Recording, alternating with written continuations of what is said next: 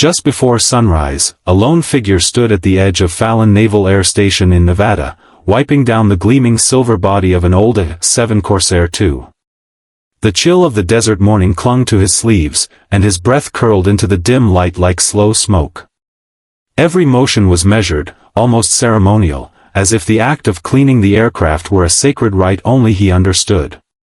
The plane sat perched on its concrete pedestal, silent, weather-worn yet proud, a relic from another time, his time.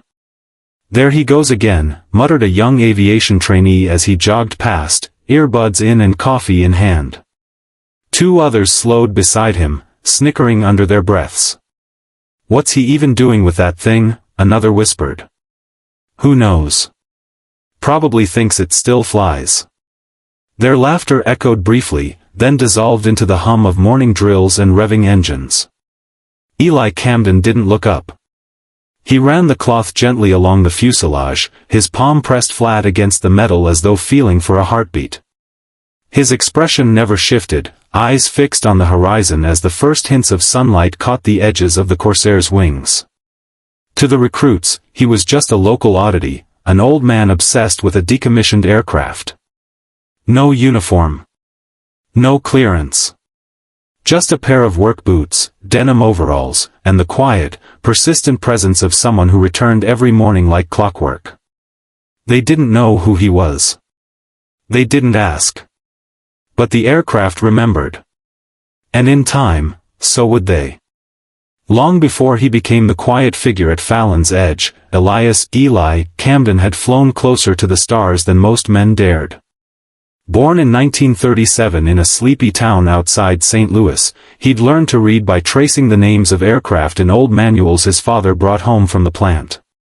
By the time he was 17, he was already enrolled in a Navy preparatory program, his dreams stitched in sky blue thread. He flew his first combat mission at the tail end of the Korean War, a green lieutenant behind the stick of a beat-up Panther jet. From there, his career unfolded like a classified dossier. He was always on the move, part of squadrons that rotated through the Pacific, Europe, and eventually the growing web of Cold War operations. But it wasn't medals or accolades that defined Eli. It was consistency. Resolve. He showed up. He flew. He came home. In 1967, he was one of the first to test fly the A-7 Corsair II, a sleek, powerful attack aircraft designed for long missions over enemy territory. He knew it intimately, its quirks, its breath, the way it rolled at high altitude like a hawk circling prey. It wasn't long before his flight reports became standard reading material at the test pilot school in Patuxent River.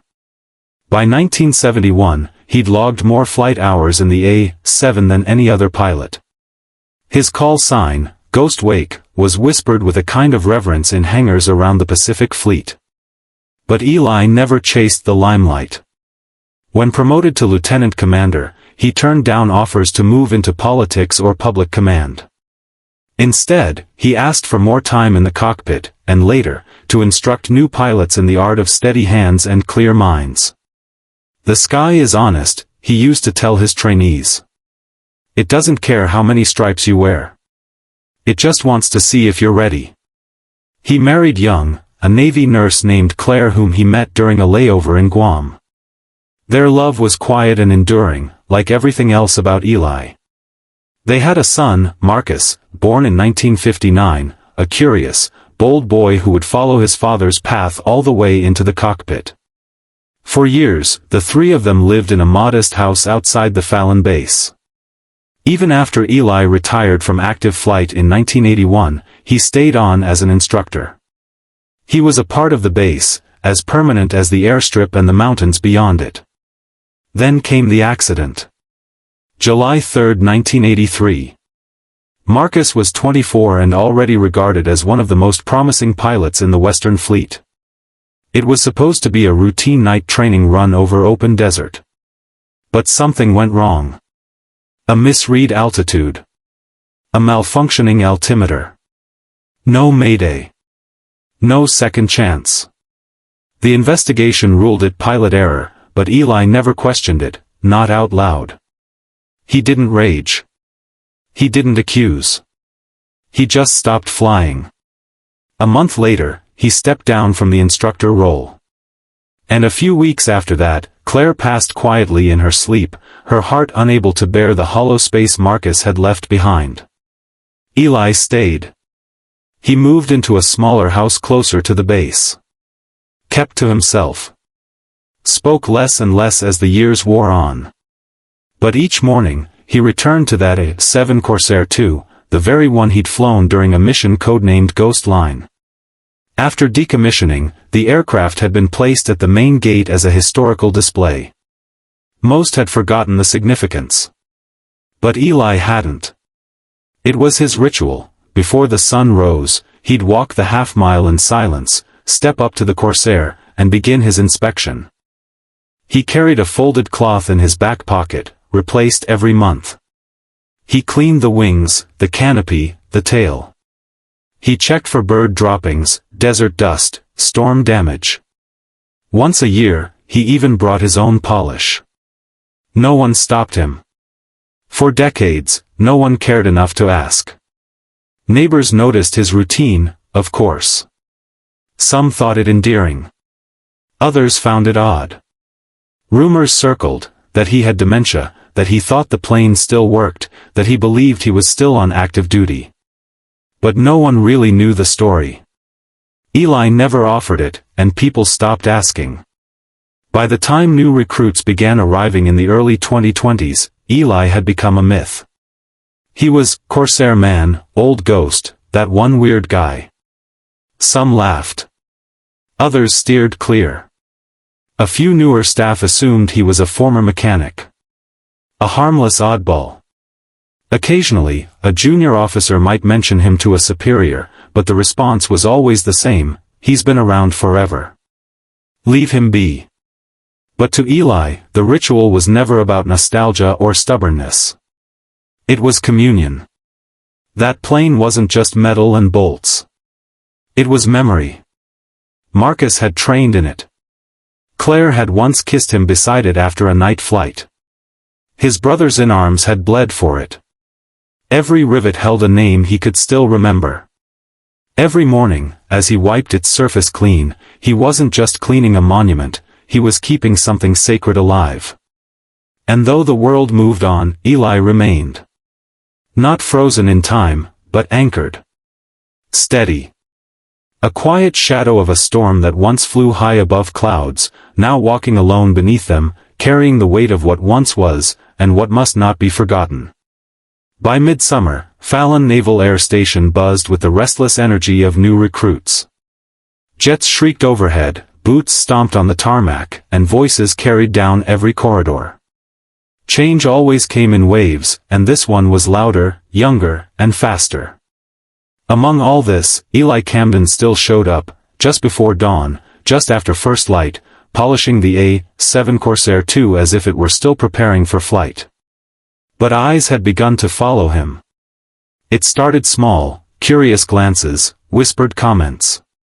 "He's out there again," someone would say, sipping burnt coffee. "What's he even doing?" The Corsair had been there longer than most of the current personnel. It was just part of the scenery, and now, so was Eli. But familiarity turned to ridicule. Recruits began making up stories. One joked Eli believed the plane would fly again if he just cleaned it hard enough. Another said he thought his son's ghost lived inside it. Some claimed he used to sneak tools into the cockpit and talk to it like it answered back. Others just called him the ghost janitor. Eli never acknowledged any of it. He kept polishing. Then someone left a roll of paper towels and a note taped to the ladder: "Missed a spot, Chief." Eli removed it without a word. The next day, 2 plastic toy planes were glued to the wing, facing backward. Again, no reaction. Just silence, routine, and cloth in hand. But one morning, a security notice popped up in the base operations log. Anonymous report: elderly male interacting daily with static aircraft without clearance. Possible security concern. It was dismissed at first, until another came, this time with a blurry photo of Eli standing on a step stool, hand pressed against the engine intake. The caption read, "Still safe?" That one circulated. Command couldn't ignore it. Policy was clear: all interactions with display equipment required proper authorization. No exceptions. So, 2 base security officers were sent out the following morning. Eli saw them coming and stepped down from the stool. "Good morning," he said. "Sir," one began, "we need to ask you to stop cleaning the aircraft. There's been a complaint." Eli nodded slowly. "Of course. Until further notice, please refrain from interacting with the display." "I understand." He folded his cloth, pocketed it, and walked away.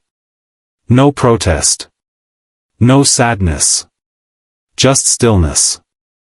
From that day forward, the Corsair began to fade. The sunlight still touched it, but the metal dulled. Dust settled where cloth once passed. A bird left droppings on the tail. Sand gathered around the gear struts. No one touched it. No one noticed. Or if they did, they said nothing. Eli no longer approached the aircraft. Instead, he sat on a bench near the perimeter, just within view of the tail fin.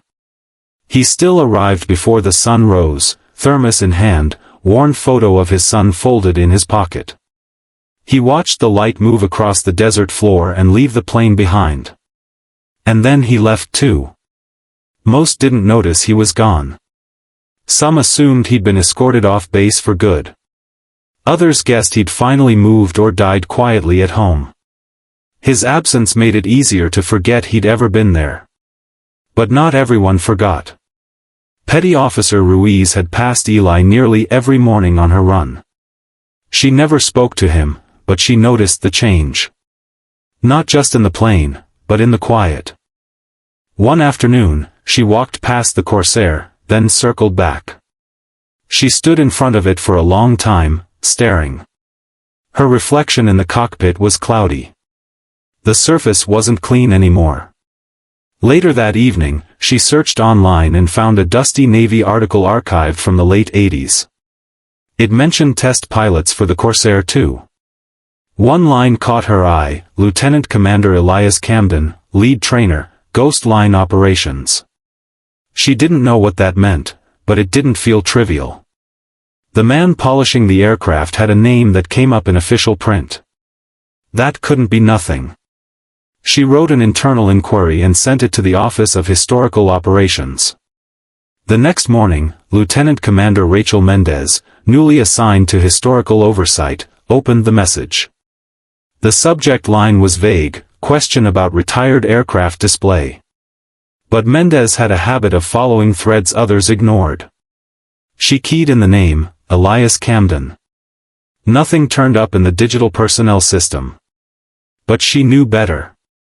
Many older records had never been transferred from analog.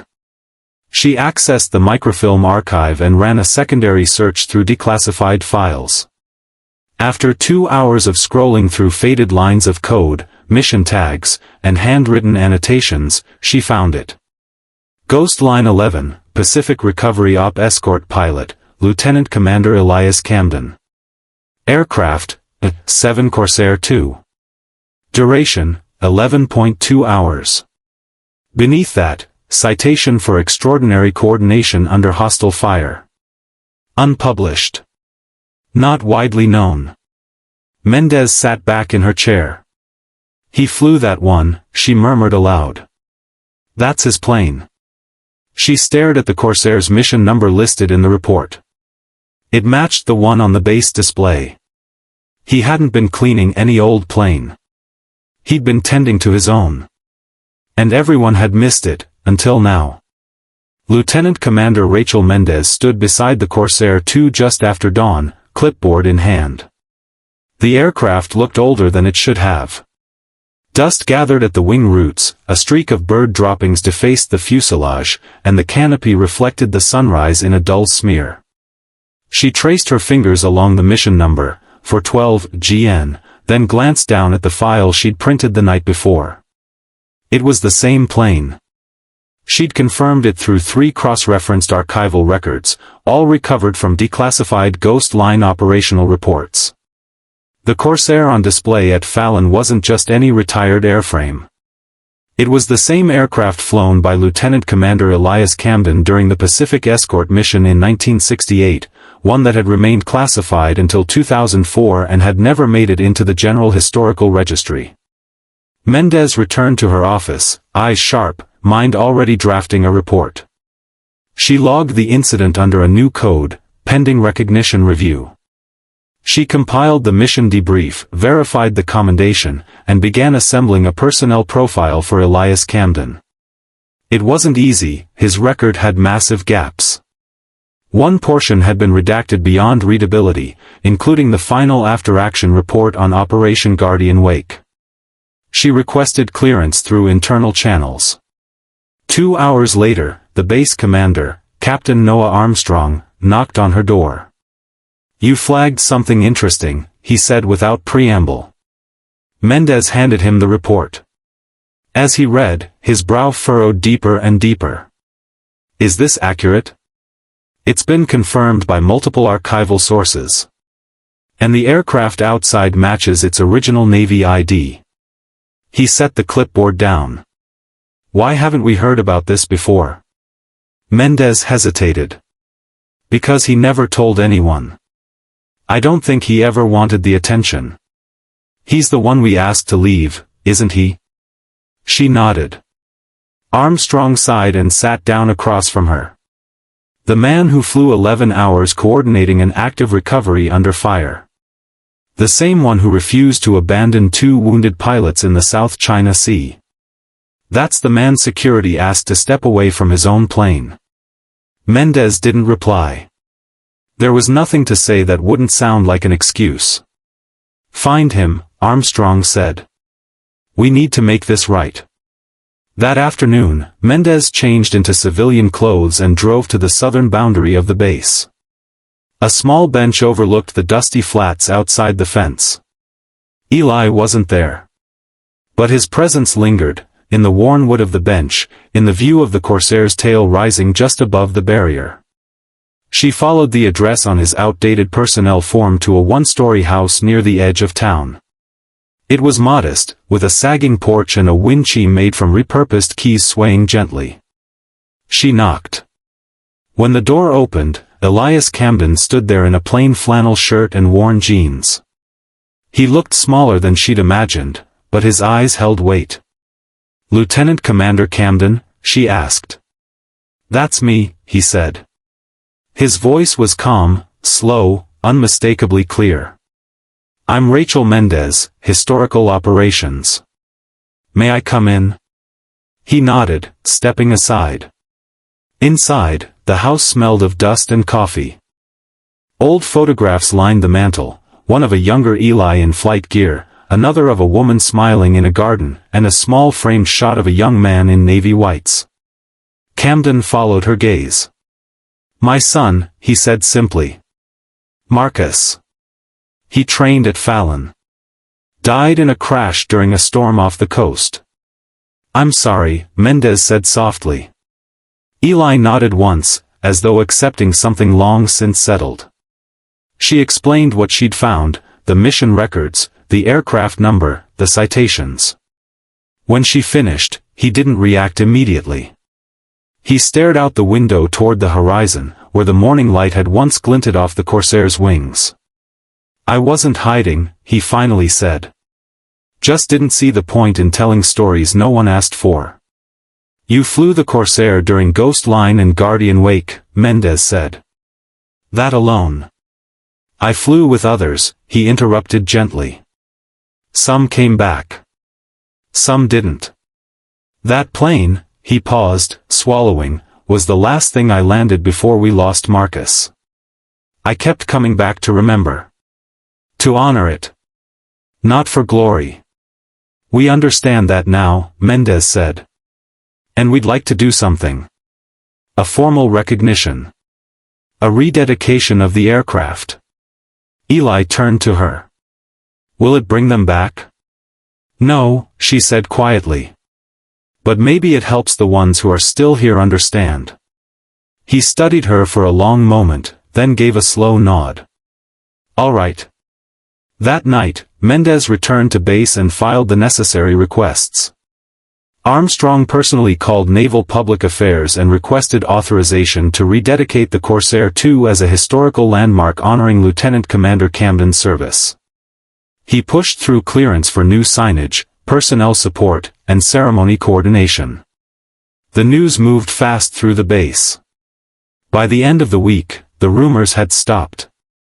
The jokes faded. Recruits now looked at the aircraft differently. A few even whispered, "That's his plane." Ruiz, the petty officer who'd started the inquiry, was quietly promoted to assist with the event. Mendez requested her by name.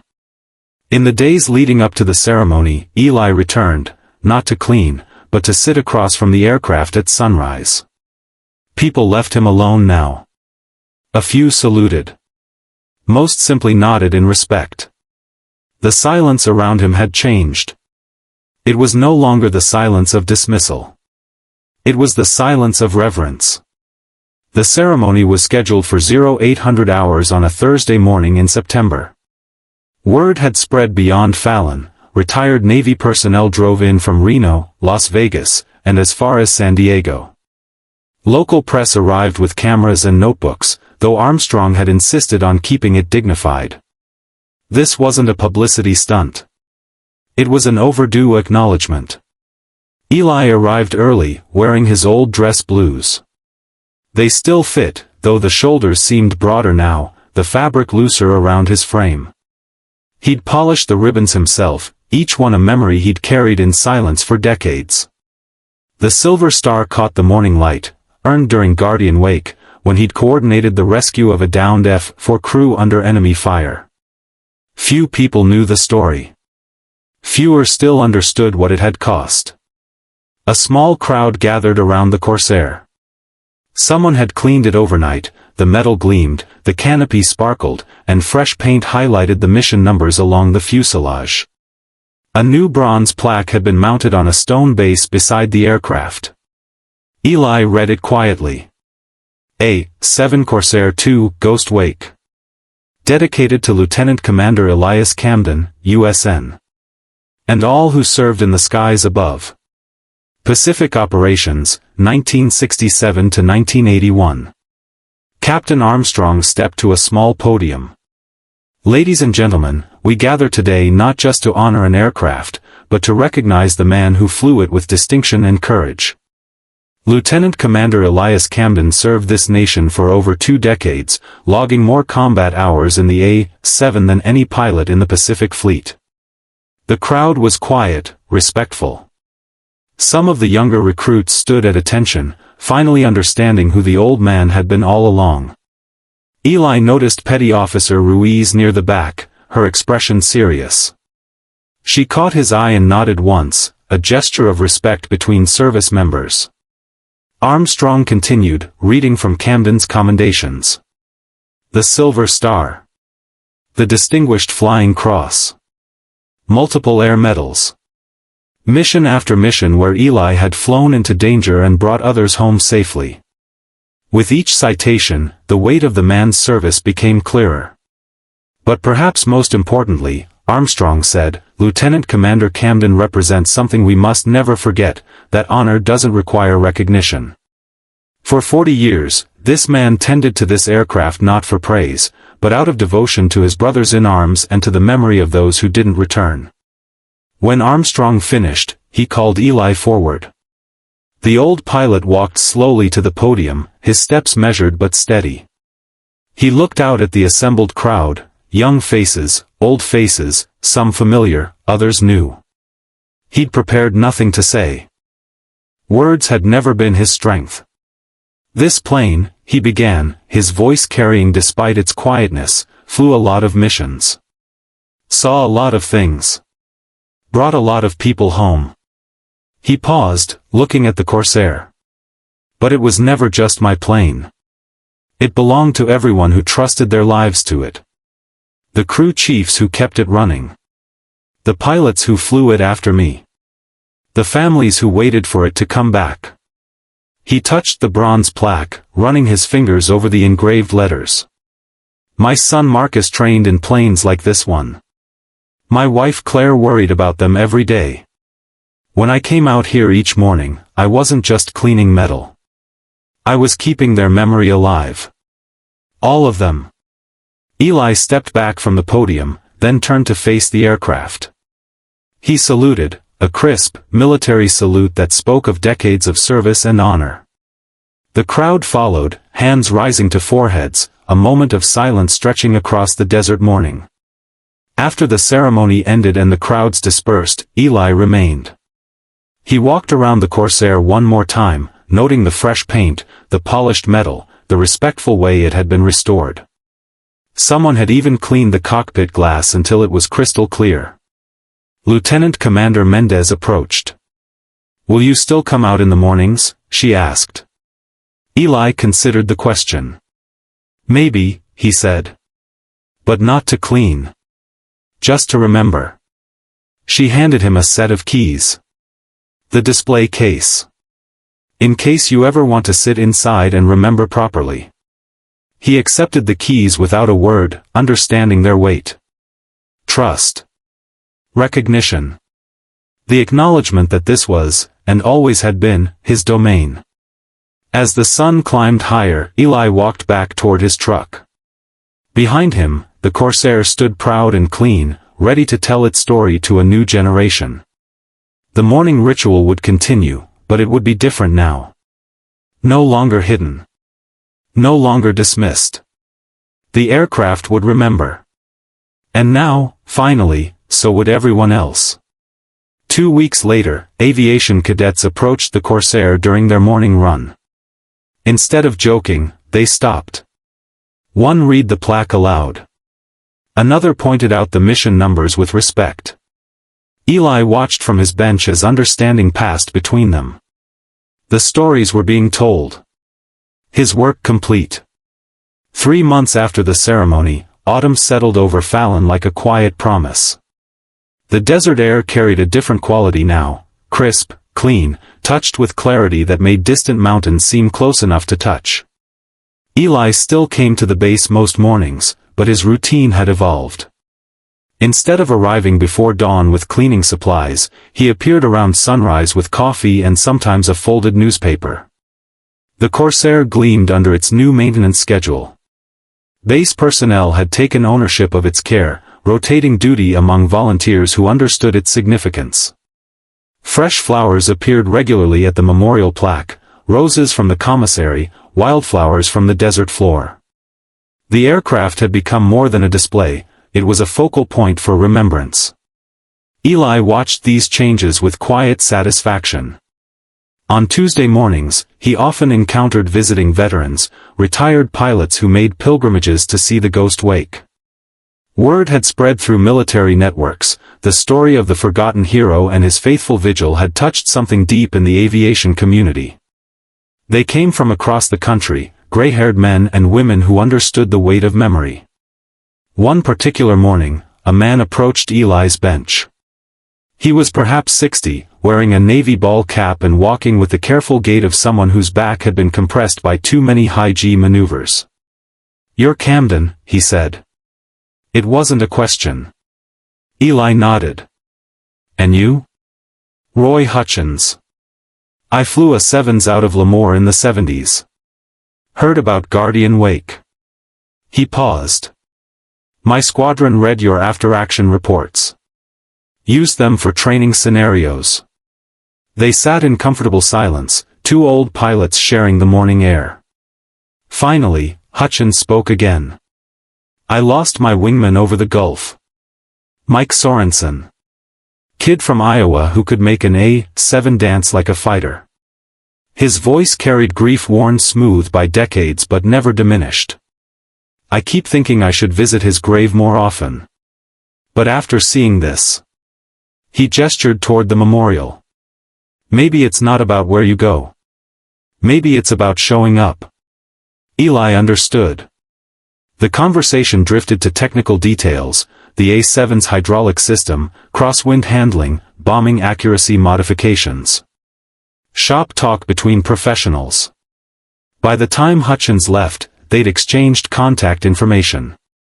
These encounters became frequent.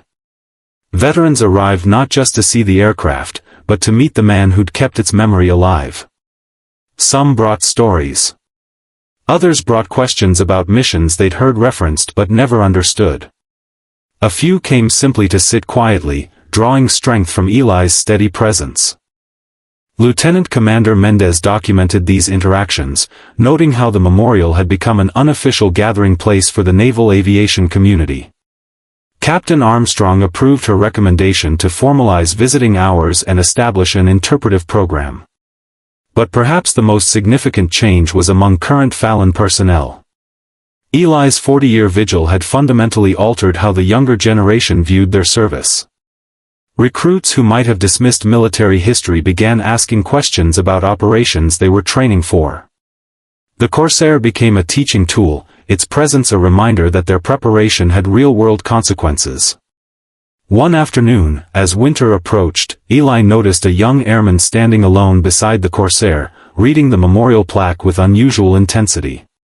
The kid couldn't have been more than 19, probably fresh from basic training. Eli approached slowly. First time seeing her up close? The airman straightened. Yes, sir. My grandfather flew A-7s. He died before I was born, but my mom always said he'd be proud to know I joined the Navy. What was his name? Technical Sergeant James Morrison. He was stationed at Whidbey Island in the late 70s. Eli's memory turned over the name, searching through decades of faces. Morrison. Jimmy Morrison? Tall guy, always wore his cover tilted slightly to the left. The young man's eyes widened. You knew him? We crossed paths a few times. Good mechanic. Kept my bird running during rough deployments. Eli studied the airman's face, seeing echoes of features he remembered. He'd be proud of you. Not because you joined up, but because you're here, learning the history. They talked for nearly an hour about maintaining standards, about invisible threads connecting generations of service members. When the airman finally left, he carried himself differently. As December arrived, bringing cold mornings and snow-dusted mountains, Eli's presence at the memorial had become as permanent as the aircraft itself. He'd evolved from caretaker to keeper of stories, from solitary mourner to community elder. The bench where he sat had acquired a small brass nameplate, Eli's Place. The Corsair stood proud under winter skies, its metal reflecting pale light. But it was no longer alone. Around it had grown something unprecedented, a living memorial where past and present intersected, where stories were shared and honored, where service was acknowledged with deserved gravity. Eli had found his peace. Not in solitude of grief, but in community of remembrance. The aircraft would always carry memory of Marcus, of Claire, of brothers in arms who hadn't made it home. But now it carried something else, the continuing story of those who came after. His morning vigil continued, but transformed, no longer solitary witness but shared remembrance, no longer ending but beginning, no longer just about the past but ensuring the future would remember why sacrifices mattered. Ghost Wake lived on. Forever remembered.